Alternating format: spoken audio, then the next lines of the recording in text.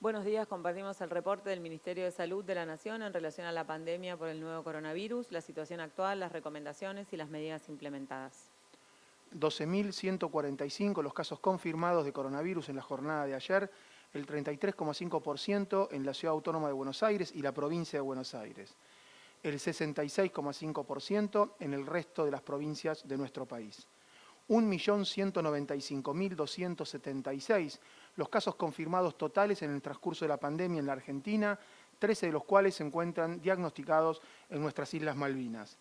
El promedio de casos diarios en los últimos 7 días actualmente es de 11.239 y la tasa de incidencia, los casos cada 100.000 habitantes, es de 2.634. 32.052 las personas fallecidas por coronavirus en la Argentina. La tasa de letalidad es del 2,7% respecto al total de los casos confirmados. La tasa de mortalidad, la cantidad de personas fallecidas por millón de habitantes, es de 706. Actualmente se encuentran bajo cuidados intensivos casos confirmados de coronavirus en una cantidad de 4.854. El 32,9% en establecimientos de la provincia de Buenos Aires, el 32,5% en Córdoba y el 3,7% de los casos COVID internados en UTI se encuentran en la provincia de Santa Fe. El porcentaje ocupacional de las camas de terapia intensiva por patología COVID y no COVID a nivel nacional es del 63,6%. Tenemos provincias como Río Negro con un porcentaje de ocupación de camas de UTI del 91%, Neuquén con el 87% de la dotación de camas UTI ocupadas, San Juan 84%, Santiago del Estero con 82%. El buen dato son los recuperados, han superado el millón de personas recuperadas de COVID, específicamente 1.009.278, representan el 84,3% de los casos confirmados totales y en la jornada de ayer fueron recuperados, dados de alta, 11.262 personas. La cantidad de pacientes con COVID activos actualmente desciende a 153.346 y representan el 13% de los casos confirmados totales. Han sido descartados por clínica, epidemiología y laboratorio 1.485.416 casos. Los testeos de laboratorio en la República Argentina actualmente ascienden a 3.078.312. En la jornada de ayer se efectuaron 30.999 testeos y la cantidad de testeos por millón de habitantes en nuestro país es de 67.838.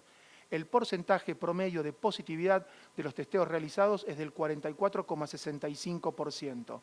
Agradecemos a los trabajadores de la salud por los datos brindados a través del Sistema Nacional de Vigilancia en Salud para su procesamiento, comunicación, adaptación del plan y agradecemos a la comunidad por el cumplimiento de las medidas de prevención.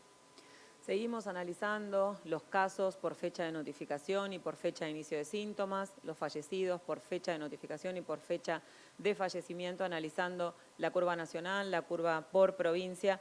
El día que hemos tenido la notificación más alta de casos en función de la fecha de inicio de síntomas ha sido el 14 de octubre, han sido 15.095 casos y el día que hemos tenido más fallecidos, el número más alto de fallecidos por fecha de fallecimiento, hasta ahora ha sido el 9 del 10, el 9 de octubre, con 369 personas fallecidas.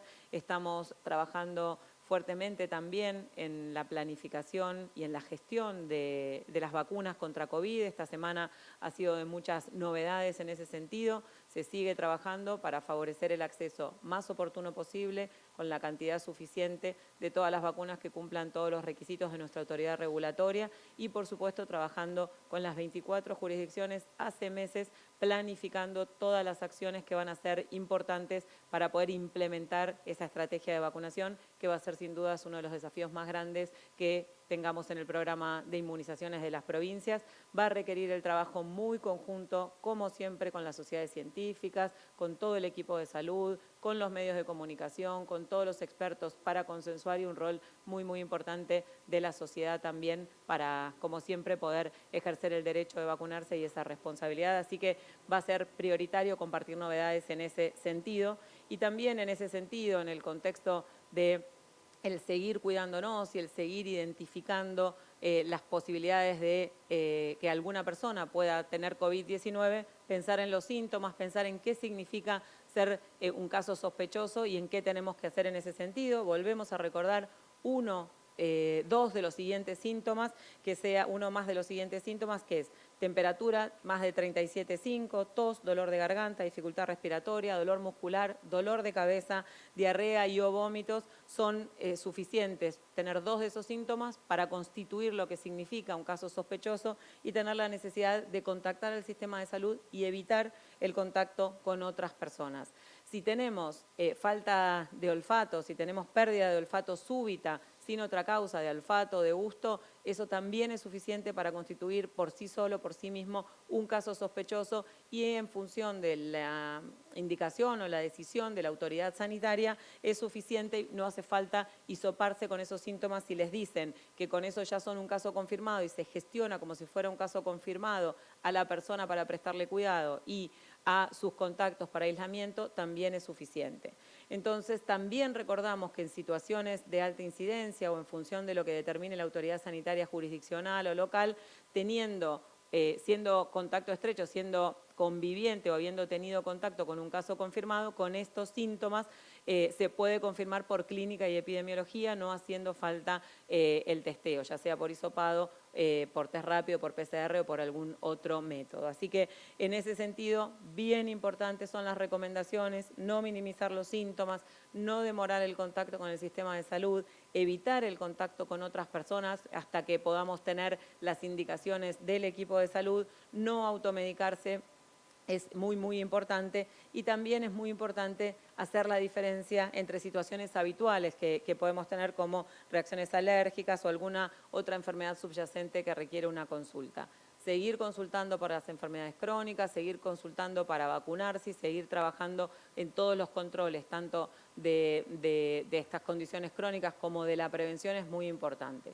Si nosotros, si cada uno, si cada una puede plantearse la posibilidad de minimizar el riesgo de ser contacto estrecho de alguien, va a ser muy importante para interrumpir la cadena de transmisión, seguir fortaleciendo el descenso de los casos y disminuir la tensión del sistema de salud. Más de 2 metros de distancia, tapaboca, ambientes aireados, preferir los ambientes abiertos, lavarnos las manos, toser o estornudar cubriéndonos la boca con el pliegue del codo, con el barbijo y, por supuesto, si tenemos síntomas, ejercer esa responsabilidad del contacto con el sistema de salud y focalizarnos en no ser contacto estrecho de nadie. El doctor Pascual Fidelio, que es el director de la ANLIS Malbrán, va a compartir con nosotros el trabajo que viene haciendo la institución desde el inicio de la pandemia con todas las jurisdicciones. Hola Carla, hola Alejandro, un gusto compartir la mesa. Quisiera contarles el rol de ANLIS Malbrán en la pandemia. Esto comenzó un trabajo arduo desde el mes de febrero de este año. En marzo de este año detectamos el primer caso positivo de coronavirus en Argentina. A partir de ahí se inicia un camino de capacitación a todas las jurisdicciones del país para poner a punto la técnica de biología molecular para testear el coronavirus. Así es que hasta la fecha, y a través de ANLIS Malbrán y el Ministerio de Salud de la Nación, se han entregado más de 850.000 determinaciones a las 24 jurisdicciones. Pero el rol de ANLIS Malbrán no se centra solamente en test diagnósticos, sino que también se hace investigación y desarrollo. Estamos trabajando y evaluando y asesorando a distintas jurisdicciones sobre el uso de diferentes test, sobre el uso de agentes sanitizantes, sobre la utilización de equipos para sanitizar transporte público, aviones, camiones, colectivos, etc. Además, asesoramos a las jurisdicciones y a las universidades respecto de qué test utilizar, de qué equipamiento utilizar y cuáles serían las condiciones más adecuadas para montar laboratorios de biología molecular. Así que para nosotros es un orgullo pertenecer al Ministerio de Salud de la Nación y trabajar a brazo partido para que podamos generar mejor calidad de vida para todos los argentinos. Para Argentina es un orgullo tener a la ANLIS Malbrán, es un laboratorio de referencia para la Organización Mundial de la Salud en muchísimos ámbitos, ha tenido un rol fundamental en esta pandemia y también el reconocimiento a todos los laboratorios, la red de laboratorio de todo el país y el esfuerzo que han hecho las jurisdicciones para seguir expandiendo el laboratorio y la posibilidad de detección, de cuidado de las personas con COVID-19. Seguiremos trabajando en este sentido. Muchas gracias.